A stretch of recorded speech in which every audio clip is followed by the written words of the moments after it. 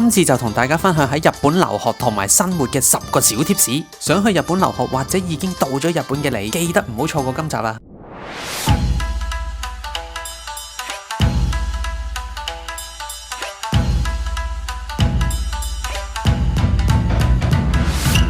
大家好，歡迎翻嚟樂遊日本，我係阿 T。咁踏入10月咧，應該都開始好多留學生咧，慢慢嚟到日本噶啦。喺日本入學嘅時間咧，除咗4月之外咧，10月咧都係另一個高峰期嚟嘅喎。所以今次咧就想同大家分享下10個喺日本留學必須要知道嘅事。咁因為我都係過來人啦，咁所以咧開頭嚟嘅時候咧，其實都好多嘢唔知道啦，或者係會碰釘嘅。點樣做會簡單啲呢？預備定啲乜嘢會令成件事流暢啲嘅呢？咁而家咧就同大家分享啦。咁開始之前，如果你仲未訂閱我嘅頻道嘅話咧，咁記得訂閱我嘅頻道啦。咁呢個頻道咧係關於一啲日本嘅小知識，即係嚟旅行嘅小貼士同埋旅遊資訊嘅。好，咁我哋就開始。咁當你入境日本嘅時候咧，你就會遇到第一個關卡啦，就係喺機場嗰度咧要整在留卡嘅。咁你應該喺入境之前咧，個 passport 嗰度已經處理咗有個貼紙係你嚟留學嘅 visa 噶啦。跟住你俾個關員睇嘅時候咧，佢就可以即場咧幫你做埋個在留卡，咁大約5至10分鐘左右啦。咁呢度要留意翻咧，唔係所有機場都可以即場辦理到在留卡嘅喎。咁指定嘅機場包括邊啲呢？喺東京嘅話咧，有成田機場或者羽田機場都得。如果名古屋嘅就係中部國際機場啦。如果大阪嘅話咧就係關西機場。北海道嘅話咧就係新千歲機場。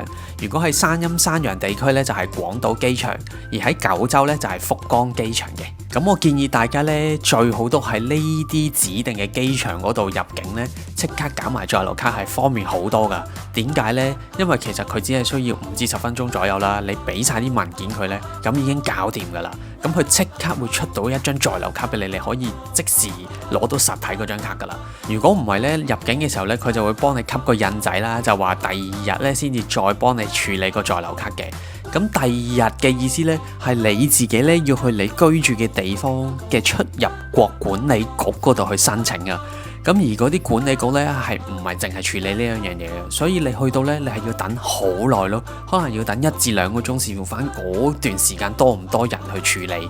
同埋當你入境留學，可能係10月啊或者3、4月呢啲時間咧，呢啲時間通常都係高峰期嚟噶，咁所以咧係要等超耐咯，而且你人生路不熟啦，你又要揾個地方，你當時嘅日文又未必講得好好嘅話咧，咁係會有一定嘅難度噶，所以我超級建議大家咧一定要喺機場嗰度整埋咧就係最方便噶啦，而且在留卡咧係一個非常重要嘅身份證明文件嚟噶，咁所以如果我哋去到日本嘅時候咧，記得一定要隨身攜帶咯，呢一張就係你嘅身份證嚟噶啦。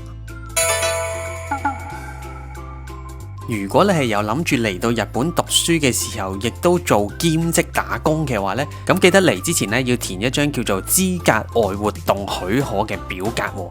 咁因為當你填完呢份表之後呢，喺入境嘅時候一樣喺海關嘅位置啦。頭先咪講佢會幫你整個在留卡嘅，咁你遞埋呢一張申請表俾佢呢，咁佢就會知道呢，嚟到呢度讀書嘅時候呢，你都會想做 part time 打工嘅，跟住呢，佢就會幫你喺個在留卡嗰度呢，給一個印章，咁呢個印章咧就表明你咧可以喺呢一個在學期間，每一個禮拜工作最多28個鐘頭嘅。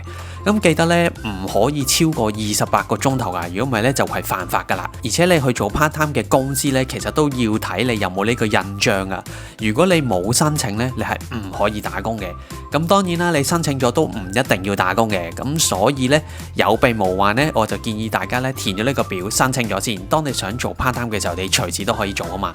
同埋如果你冇呢個印章而打工嘅話咧，咁就係黑工嚟噶啦，咁就犯法噶啦。跟住要講嘅重要嘢咧就係租屋啦。咁我嗰陣時咧就係揾咗一個中介老師啦，幫我揾咗一個日本嘅 agent 啦去揾樓嘅。咁我自己就上網睇咗一啲樓盤，就 send 俾佢問佢啊，我想租呢啲得唔得啊？咁樣最後就租咗啊。咁其實咧仲有其他嘅方法咧可以租樓，咁我都建議大家咧租咗先過嚟咧，個心好似安樂啲嘅。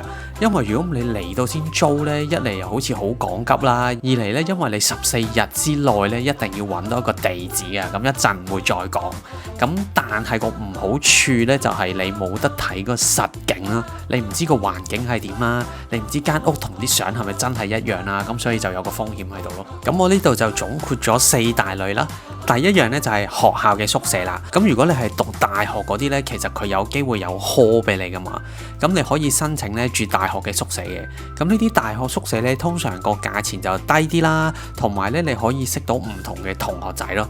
咁不過有機會呢，佢未必係單人房，可能要 share 房啦，同埋好多公共設施，譬如你沖涼啊、廚房啊呢啲呢，都係 share 嘅。咁如果你係一個外向啦，又想識多啲唔同國家或者日本人嘅話呢，咁其實住學校宿舍咧係一個好好嘅選擇嚟嘅。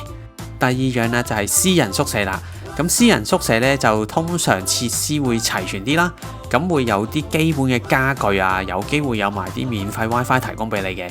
咁呢啲呢，大多數都會提供叫做 1R 或者 1K， 即係一間房入邊佢可能有個小廚房仔，或者呢直情佢廳房廚房係黐埋一齊，得個爐頭仔嘅啫。咁如果你想要私人空間嘅話呢，咁呢啲就好啲啦，因為佢有晒沖涼啊、廁所同埋有個爐頭呢，咁又唔使同人 share， 咁就會好啲咯。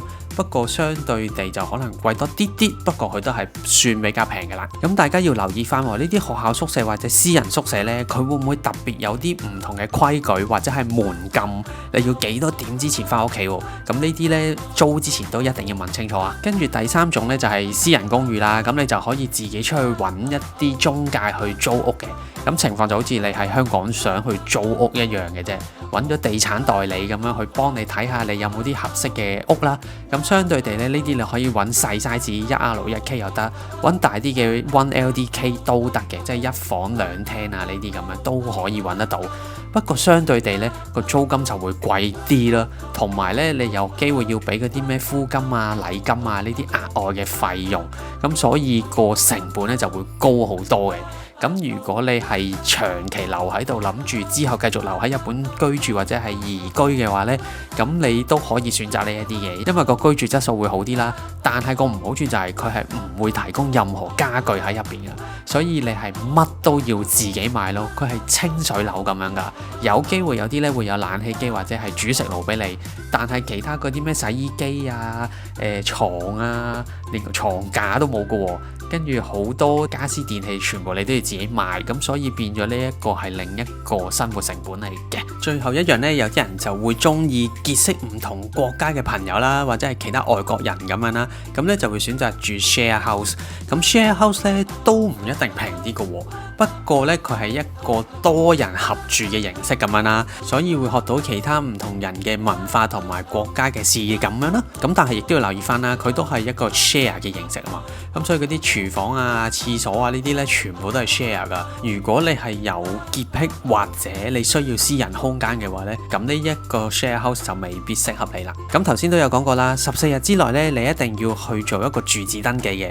咁去邊度做呢？咁你一定要去你屋企住址最近嘅區域所度登記呢個住民票，即係住址登記。咁佢之後呢，就會喺你嘅在留卡後邊呢打翻你嘅地址落去噶啦。呢一個一定要喺14日之內處理嘅，千祈唔好遲咗或者唔記得啊！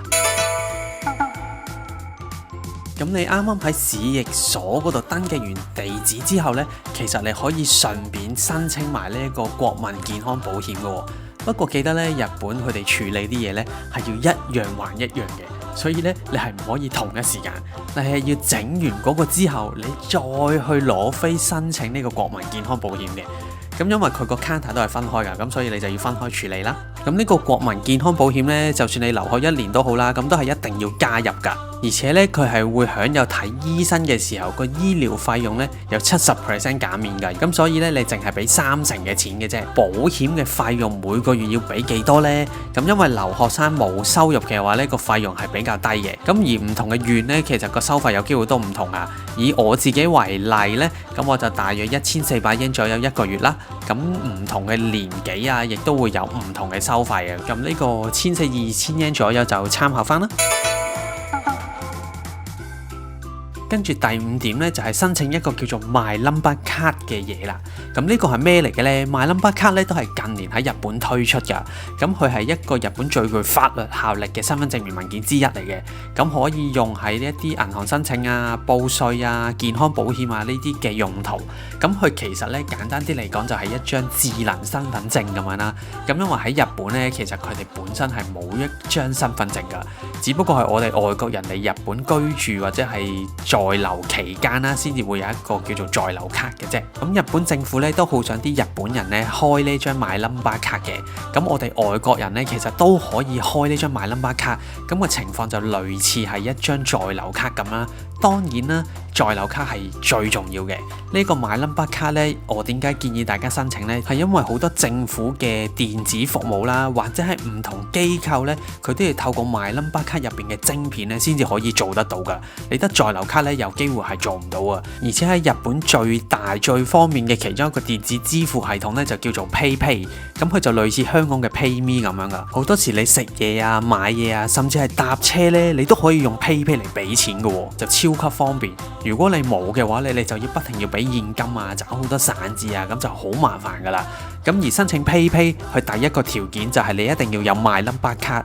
咁所以我就建議大家呢，最好就申請呢個 My Number 卡之後就開通 PayPay 啦。咁我嗰陣時咧係冇即刻開到 My Number 卡呢樣嘢㗎。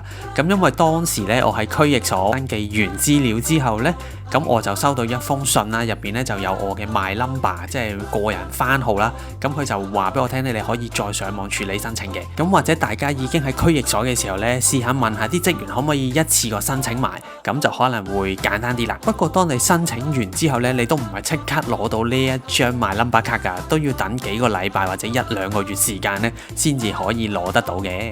咁因為片長嘅關係咧，咁所以暫時我哋講住1至5點先。第6點至到第10點嘅內容呢，我哋下一集再繼續。好，咁如果中意呢條片嘅話呢，記得 like、share、subscribe 我嘅 channel 啦。咁如果你有啲咩問題想問嘅話呢，都記得留下 comment 話我聽。如果你係留學生或者你係想移居過嚟日本嘅話呢，我哋都可以喺 comment 嗰度討論下噶。遲啲呢，可能我都會講解下點樣移居日本嘅。咁如果你都想知道多啲日本有趣同埋突發嘅生活資訊嘅話呢，咁就可以 follow 埋我嘅 IG。好，咁我哋就下集再繼續，咁就下集再見，拜拜。